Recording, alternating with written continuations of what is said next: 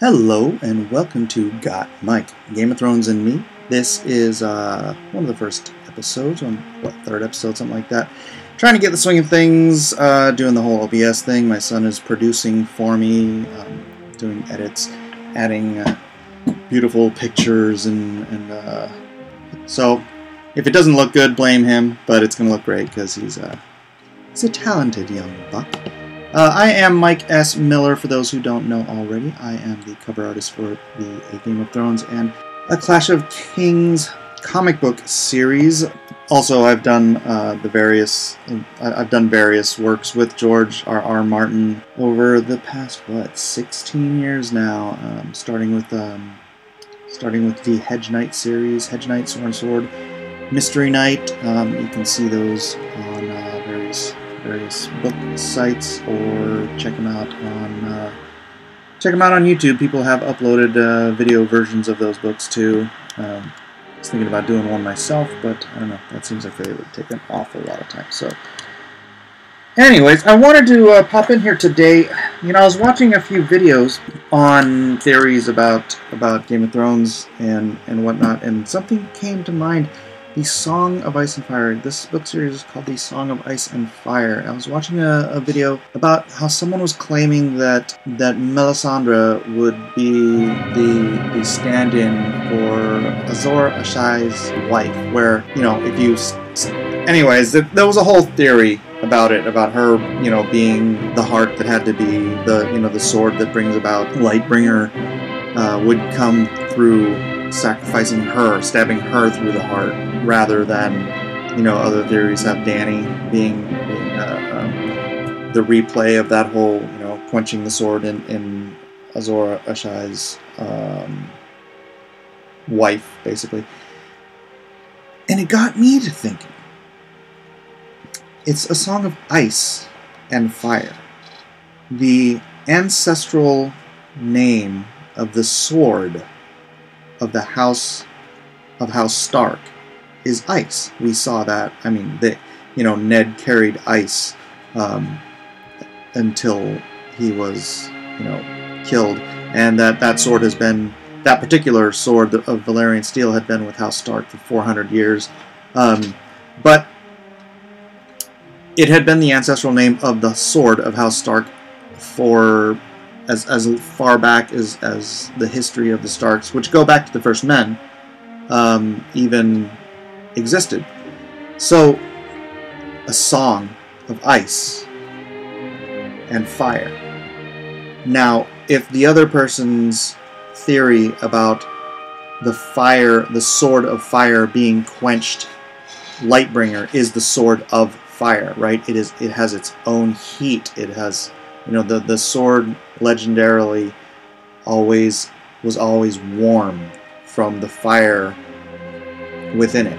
What if the Song of Ice and Fire isn't Dany and Jon or any of these other theories? The Song of Ice and Fire is literally the battle between either House Stark or between two particular swords. Because if you go back to a Sworn Sword, there is a... Let me see what my book is. Well, I don't have to... I know it, not by heart, but when the battle between Bittersteel and Daemon, Blackfire, the Blackfire Rebellion, is described, they're both carrying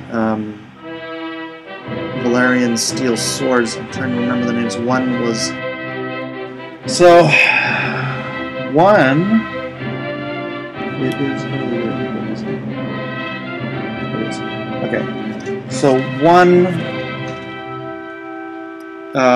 Blackfire is the ancestral name, or is the ancestral sword of House Targaryen. It's the sword that Aegon the Conqueror carried into Westeros when he left Old Valyria. So Blackfire is that sword, and the sword that is handed down from Targaryen king to Targaryen king, and he ended up giving it to his bastard son rather than the rightful heir, which caused the Blackfire Rebellion, because people thought that his father was granting him the throne, basically. And so, anyways, and Lady Forlorn was the sword carried by, oh gosh darn it, Bittersteel, right? No, Gwaine Corbray. Gwaine Corbray, not Bittersteel. But this, listen to this. It's said that whenever Lady Blackfire, or, I'm sorry, it's said that whenever Blackfire and Lady Forlorn, those are the names of the two swords, clashed, you could hear the sound for a league around. It was half a song and half a scream, they say. A song. This is the song of Blackfire and Lady Forlorn. What if George planted that seed in the Sworn Sword to describe that the ultimate clash of this story is between these two swords, the Song of Ice and a Sword of Fire, clashing and creating the song that somehow climaxes this entire story. It's a theory. It's a Game of Thrones theory. No, it's just something I thought, and I'd never heard it before, so it's a new theory for me. But tell me what you think in the comments, if you think that's just silly, or if it's the sort of thing that George might do, because he's always planting these weird little seeds. And theorists scour absolutely everything to try to find, you know, little seeds of information from which they build these crazy theories. I don't think this theory is any more of a tinfoil hat theory than anything else out there. So let's find out. Let's see what's going on in the Game of News world of news today. At USA, there's a article. It says Game of Thrones set. Game of Thrones sets in Northern Ireland will become attractions that fans can visit. Oh wow, it's going to be like Hogwarts, but for Thrones fans. Winter is coming for all Game of Thrones buffs, as fans not so patiently wait for the 8th and final season to premiere in 2019. HBO announced Monday, that's today, that several iconic sets in Northern Ireland featured the Emmy Award-winning series will be transformed into tourist attractions next year. Obviously, because they won't be new anymore. HBO is thrilled to celebrate the work of the Game of Thrones creative team and crew by preserving these locations and inviting fans to visit Northern Ireland and explore Westeros in person, said Jeff Peters, VP of HBO licensing. So the experience, dubbed Game of Thrones Legacy Attractions, may include the picturesque sets of Winterfell, the Starks, Castle Black, the Night's Watch, and King's Landing, the capital. More importantly, the Iron Throne.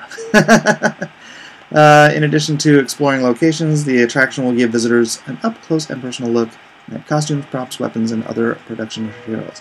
It sounds like something I would actually really dig, and actually, who knows, maybe someday I'll find myself in Ireland and I'll have to go take a visit over there. Are you a fan of dragons, White Walkers, and magic? The unique experience will have that covered too, with a state-of-the-art digital... Oh, you freaking... So there'll be dragons, White Walkers, magic, state-of-the-art digital content, interactive materials. It's going to be Disneyland for us Game of Thrones fans. Network promises that it will be on scale and bigger scope. Yeah, this looks really cool. I did flip through an article, kind of saying that the other, what was it, in Greece? There was another location that was kind of being destroyed because fans were inundating it. It was like a little Mediterranean town. Gosh, probably, where was it? Where the Arya chapters from like seasons 4 and 5 were shot, I think. Bravos. Is that right? Bravos? I think it was Bravos. And yeah, they said it was like the town was being inundated and kind of ruined by all the tourists, the Game of Thrones tourists. But since they didn't own that and HBO does own this, I can see why they would want to take advantage of, because if tourists are going to come anyways to your locations, you might as well make some money off of it. Speaking of Arya, let's flip over here to fan-sided. Winter's coming. Arya Stark.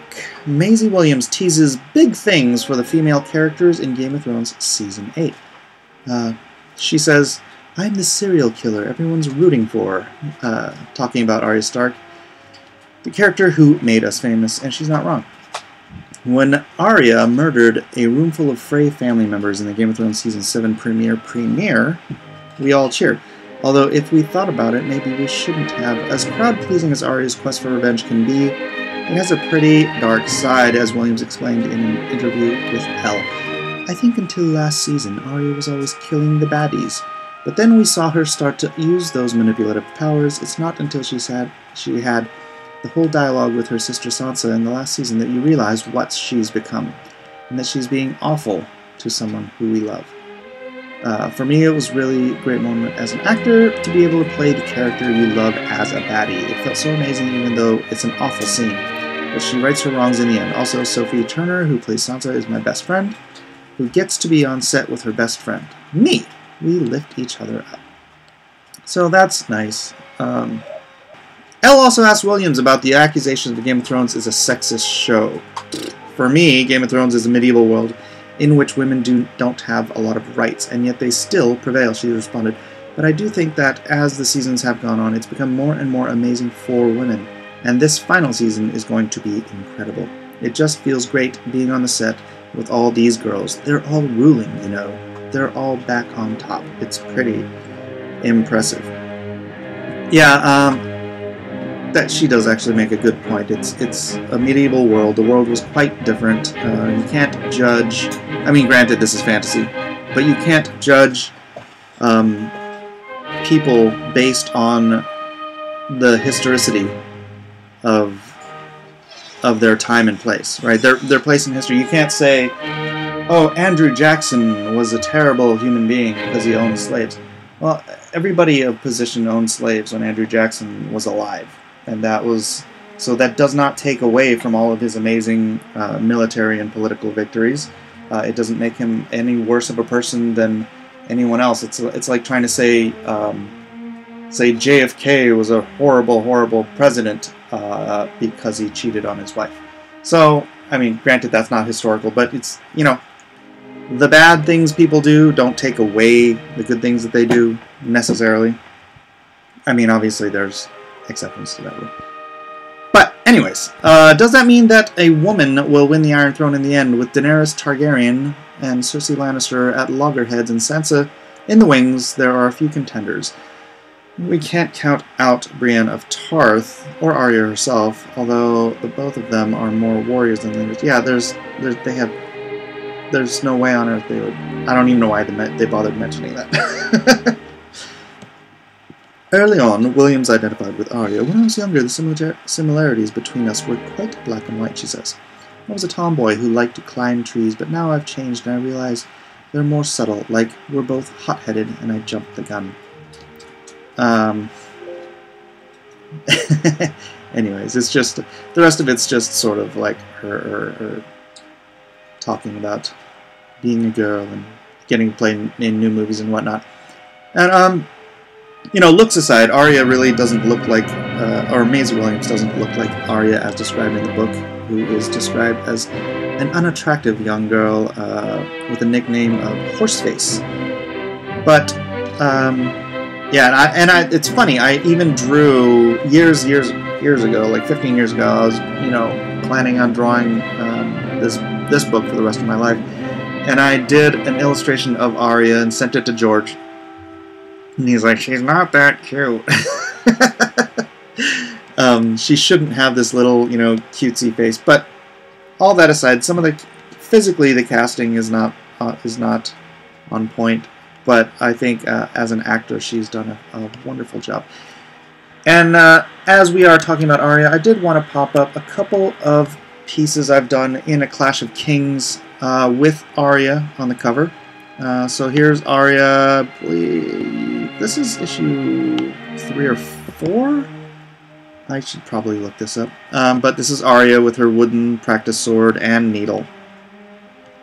You know, a little scruffy, just after, was it Yoren chopped all her hair off with a knife. Dressed up as Ari, trying to pass as a boy. And then these are all of the people in the, you know, on the way to Winterfell. So you've got Hot Pie, is it Lami? This is Gendry. Rorge? The Sweetling? Anyways, you can go back and read the books if you want to remember them. And then this is later on when they escape. This is actually Michael Champion right here. If you watched one of the first episode of The Night's Watch, Michael Champion was on there. And he was dressed actually quite a lot like this. And he did mention he was a corpse on one of these covers. So there's Arya again, and Yoren, and Gendry, and they're escaping from where were they escaping? Well, they're being attacked by Lannister men, so let's see. I also happen to have these as actual cover trades here. I'll have my son pop these up on the screen. You can even edit out and sign that. So here it is in full cover dress. And then, so that was issue 8. And then this one, yes, this was issue 2. So full cover dress for issue 2 for Clash of Kings. And that is about it for today in Game of Thrones news. Not a whole lot going on other than that. And I just want to thank everyone for coming by, spending a little time with me here. I will be live streaming later on. And don't forget to come by. We're going to have another episode of The Night's Watch soon. I haven't picked a day yet. And that's it for today. Please do remember to like, subscribe, ring that bell for notifications, and come back soon. Thank you. Bye.